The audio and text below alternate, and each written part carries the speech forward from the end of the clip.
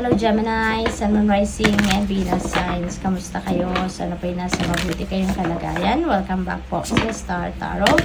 Kung bago kayo dito, welcome din kayo. Thank you sa inyong support. I truly appreciate it. God bless you all. Gemini, pauna mensahe ninyo, number 33. Ayan, freedom is yours. Napakaganda agad, no? Kalayaan, no? Magiging malaya na kayo. Maaring malaya kayo sa restrictive energy ng kung sino man or ng kung ano man, or baka malaya na kayo na lumipad, 'di ba? As solo, kasi maaring before lagi kayong may kasama, lagi kayong may may kaagapay, pero ngayon maaring excited kayo kasi malaya na kayo makakalipad on your own, 'di ba? Maari din na yung freedom na to is freedom from a relationship, no? Posible finally makakaalis ka na din sa isang toxic relationship, sa isang relationship na parang suffocating na, yung ganun ba, no? Kaya maaring this is your tagumpay for some of you. We have synchronicity right here. We have master number 33. So I suggest you please look up for the meaning of master number 33 for more guidance, okay? We have number 16, Coyote, Spirit, Trust in Divine Detours. Okay? Magtiwala kayo kasi may mga sitwasyon siguro ang iba sa inyo dito, Gemini, na pinagkakaabalahan ninyo, pinagpapagura ninyo at lahat, binibigyan ninyo ng oras, panahon, atensyon, binubuhos ninyo ang inyong heart and soul, pero parang wala kayong nakikita na resulta ng inyong mga ginawa, or baka hindi pa ninyo man lang naaaninag ang papupuntahan ninyo, yung ganon. Kaya maaaring nawawalan na din kayo ng pag-asa dito, no? But you know what, mahalaga sa puntong ito, kung ganon, may ganon energy na kayong nararamdaman, pay attention to your intuition. Kasi for sure, you are guided kung ano na nararapat ninyong gawin, no?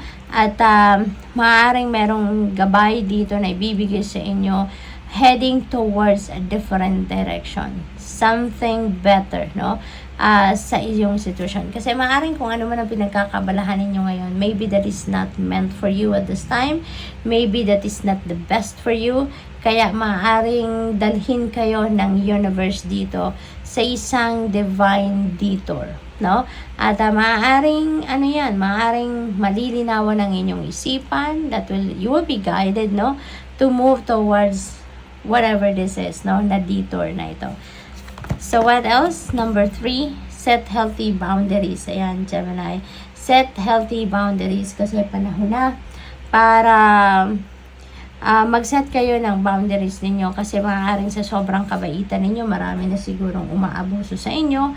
Maaaring sa sobrang kabaitan ninyo na aapakan na ang inyong paa ng kung sino man, maaaring ganon. Kaya para maisalba ninyo ang inyong relationship with someone, set your healthy boundaries, okay? Kasi that helps your relationship to be stronger. That will help you to develop respect, no, for each other, at saka may love, 'di ba? Yung mga ganon. Kaya set your healthy boundaries na para maging mas matatag ang inyong relationship with someone. Mas maiintindihan ninyo ang bawat isa. We have number 18, bring a gentle touch. Okay?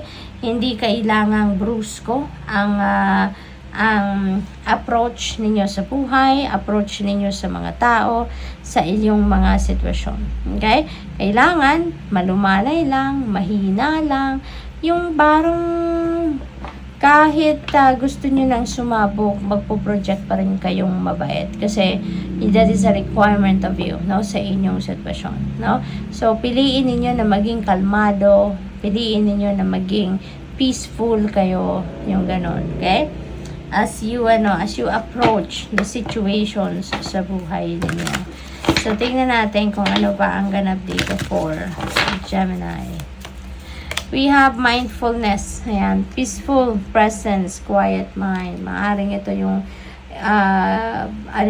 badly needed, kumbaga, no, ninyong gawin na be at peace, be peace, patahimikin ninyo ang inyong isipan, 'di ba?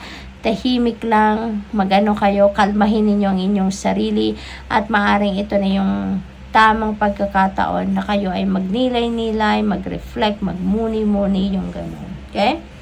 What else? We have confusion, kaya siguro kayo iniimbitahan na mag-solitude, magnilay-nilay, magmuni-muni because there is confusion happening. Merong mga kaguluhan sa inyong isipan. Okay? You can't make a decision yet, no?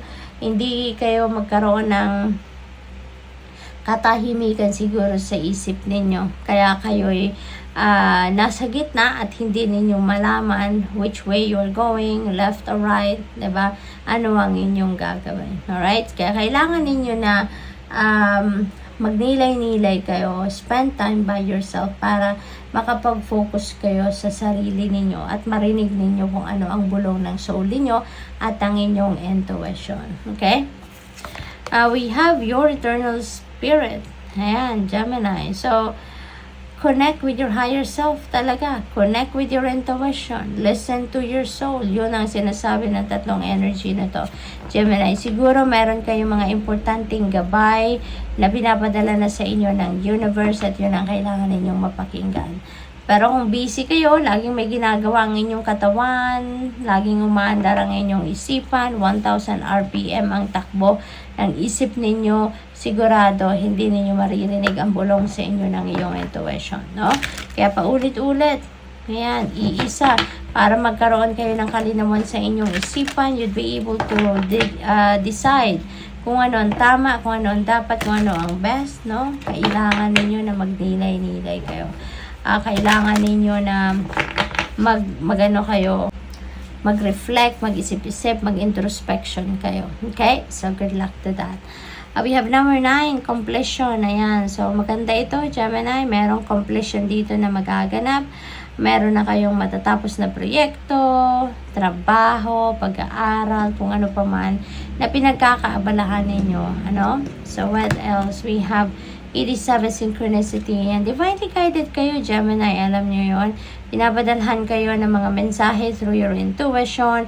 Pinapadalhan din kayo ng mga symbol, signs, synchronicities to guide you, no?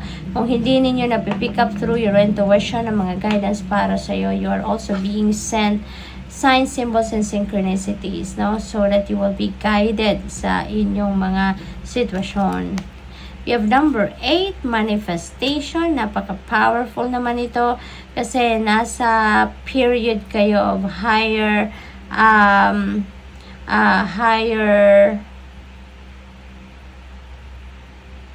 energetic frequency ngayon. Magmamanifest kayo ngayon na kung ano man ang mga heart's desires ninyo, magmamanifest kayo ng inyong mga minimithi sa buhay, mga pangarap ninyo, kung ano man ito, no? This is manifestation time. So, good luck. Thank you for watching. Love and light. Namaste.